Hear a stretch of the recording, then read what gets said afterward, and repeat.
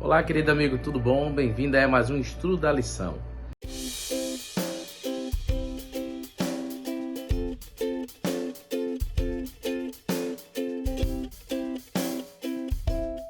Meus amigos, a lição dessa semana aí tem como tema calor extremo e vem trazendo aí como principal alguns personagens bíblicos que passaram por sofrimentos, passaram por provações e através do seu exemplo nós podemos aprender. Já estudamos sobre Abraão e seu filho Isaque no momento ali do Monte Moriá, onde Abraão foi para sacrificar seu filho e Deus providenciou o cordeiro, uma prova de fé. Também Oséias e sua esposa prostituta, que ele a amou, perdoou. E agora chegamos no principal personagem quando a gente fala de sofrimento na Bíblia, em Jó. Jó dá para aprender muita coisa que até a gente tem que ter cuidado, e já dou a dica aí para vocês, cuidado para a lição não ficar só em Jó, viu? Porque quando se fala em sofrimento sobre Crisol na Bíblia, não tem como não falar de Jó. Eu mesmo já preguei esse trimestre aí sobre Jó, eu tenho um sermão que eu vou deixar referência sobre Jó. A lição traz algumas partes aí interessantes, eu vou abordar outras, vou cuidar até com o tempo para não avançar muito, tá certo? Mas assim, Jó, a primeira coisa que tem a discussão teológica foi quem escreveu, mas o Talmud dá a referência como Moisés, mas teólogos modernos discordam, alguns chegam a dizer que foi Esdras, outros Salomão, mas a maioria concorda que foi Moisés. Então alguns colocam ali que é uma poesia contando a história desse homem que sofreu. E o que me chama a atenção na história de Jó começa desde o capítulo 1, onde você vê que primeiro Moisés, ele faz a referência no versículo 1, que ele era de Uz, não é isso? Então ele não era do meio de Israel, e diz que ele era um homem íntegro e reto, temente a Deus e se desviava do mal. Então ele adorava o Deus verdadeiro, apesar de não ser um hebreu, e ele era reto e íntegro.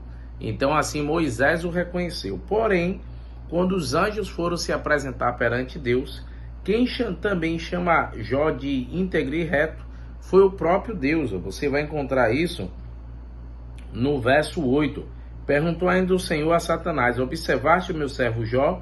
Porque ninguém há na terra semelhante a ele, homem íntegro e reto, temente a Deus e que se desvia do mal. Então você vê que Jó era reconhecido pelos homens e por Deus como homem íntegro e reto.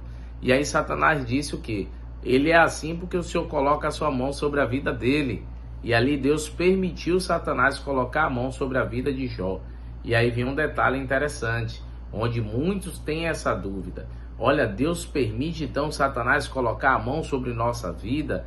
Então a gente vive em um laboratório onde Satanás e Deus brinca conosco?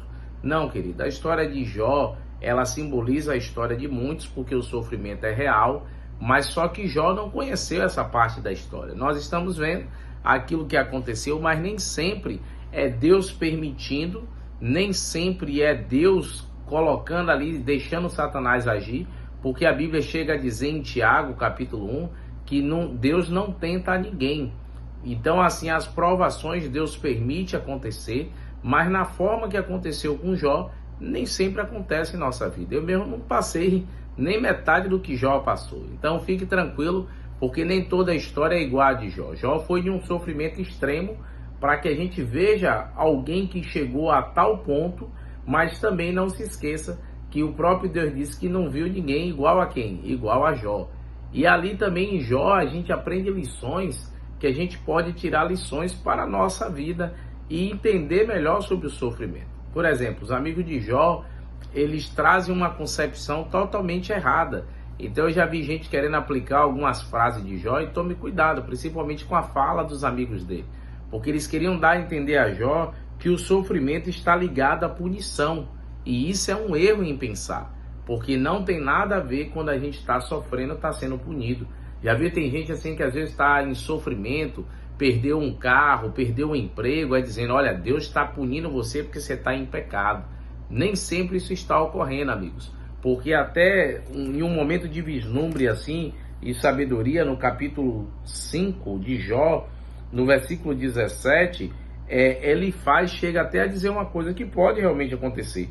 Bem-aventurado é o homem a quem Deus disciplina.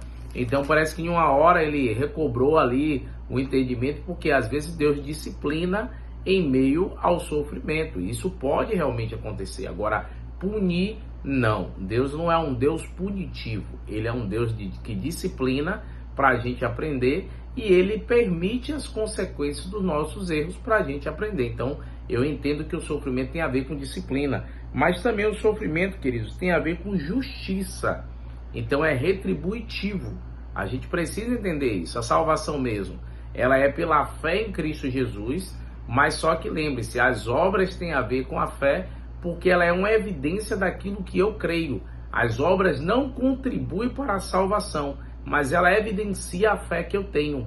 Então, as obras de justiça que eu pratico, ela demonstra a fé que eu tenho. No capítulo 1, do verso 20 ao 22, principalmente o 20, né? Jó diz assim, ó: então Jó se levantou, rasgou seu manto, depois que ele perdeu a família e ficou doente, rapou a cabeça e lançou sobre a terra e adorou, e disse: nu saí do ventre da minha mãe, e nu voltarei. O Senhor o deu e o Senhor o tomou. Bendito seja o nome do Senhor. Então Jó reconhecia que tudo vem da onde? Das mãos de Deus. Então quando Jó disse, olha, nu nasci, nu voltarei, Jó estava colocando de que não há mérito em nós para a salvação, não há mérito em nós para a gente ser digno. Tudo é de Deus, tudo vem das mãos dele. Era uma concepção que principalmente o povo de Israel até hoje tem, de que eles não conseguem nem ver a mão do inimigo na vida deles. Por exemplo, há um texto de Isaías que muita gente não consegue entender, que quando diz assim, eu crio o bem e o mal, já viu esse texto? Ali Deus está se referindo a Tiro, que ele estava enviando um mal sobre Israel. Então o povo de Israel, quando passa por momentos difíceis, ele não consegue dizer que é Satanás atuando na vida deles, porque para eles Satanás não tem um poder para isso. Quando ocorre um mal, é Deus permitindo. Aí vem o que a gente está aprendendo com a lição do Crisol, que Deus, ele permite o mal, mas só que Satanás não tem poder sobre nós. É Deus que permite. E aí agora é onde confunde a vida de muitos, porque pensa assim, poxa, Deus permite o mal? Sim, amigos, é Ele que tem controle sobre a nossa vida. Agora, o bonito na história de Jó não é só esse verso 20, eu gosto também, ó, é no capítulo 17, 19, quando Jó fala assim, ó, no verso 25 e 26, ele diz, ó, porque eu sei que o meu Redentor vive e por fim se levantará sobre a terra.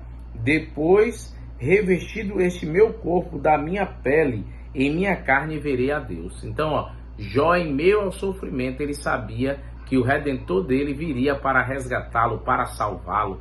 Jó cria na salvação. Então, queridos, assim também somos nós, mesmo em meio a esse mundo de pecado, de sofrimento, creia que há um Deus de amor que virá para te salvar. Porque por mais que exista o sofrimento, Cristo virá. E essa é a bendita esperança do cristão, a salvação em Cristo Jesus. Você crê nisso? Porque há muita coisa ainda para falar aqui, como Jó intercedeu pelos seus amigos, mas eu penso que o principal é entender que Jó, em meio ao sofrimento, confiou no Senhor, acreditou em Deus e teve a vitória. Então, queridos, confie no Senhor, acredite assim como Jó o fez. Amém? Vamos orar ao nosso Deus? Querido Deus, ó Pai, nos ajude, Senhor, a ter a confiança e certeza da vitória, assim como Jó teve. Ajude-nos, Senhor, a ter esperança em Ti. É o que nós te pedimos no nome de Cristo Jesus. Amém, Senhor. Que Deus te abençoe, querido. Um abração. Tchau, tchau.